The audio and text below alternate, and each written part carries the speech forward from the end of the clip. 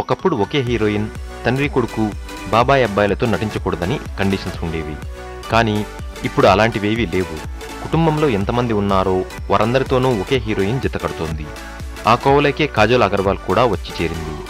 మగధీర సినిమాలో రామ్ చరణ్ సరసన నటించి మెగా కాంపౌండ్లోకి అడుగుపెట్టింది ఈ అమ్మడు. పవన్ కళ్యాణ్, రామ్ చరణ్, అల్లు అర్జున్తో రొమాన్స్ చేసింది. ఇప్పుడు మెగా ట్యాగ్కి బాప్ అయిన చిరంజీవితో జతకట్టింది. ఇక్కడే కాస్త ఇబ్బంది ఎదురైంది.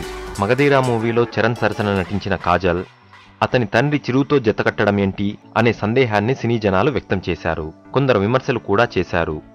ఈ కామెంట్లపై చిరు గాని, చెర్రీ గాని, ఖైదీ నెంబర్ 150 యూనిట్ గాని ఇంతవరకు స్పందించింది లేదు.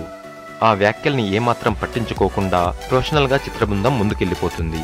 అయితే కాజల్ మాత్రం ఈ విషయంపై స్పందించింది. ఖైదీ నెంబర్ 150 సినిమా ఒప్పుకున్నప్పటి నుంచి అందరూ నాకో ప్రశ్న సంధిస్తున్నారు. మొదట కొడుకుతో నటించారు, ఇప్పుడు తండ్రితో నటిస్తున్నారే అని అడుగుతున్నారు. ఈ ప్రశ్నకు నేనిచ్చే సమాధానం ఒకటే. నేను నటిని. నాకిచ్చిన పాత్రను సమర్థవంతంగా చేయడమే నా పని. ఎవరితో నటిస్తున్నాననే విషయం పట్టించుకోకుండా కథకు, పాత్రలకు మాత్రమే ఎక్కువ ప్రాధాన్యత ఇస్తాను. అందుకే తండ్రి కొడుకులతో నటించినా తేడా ఏం కనిపించలేదు.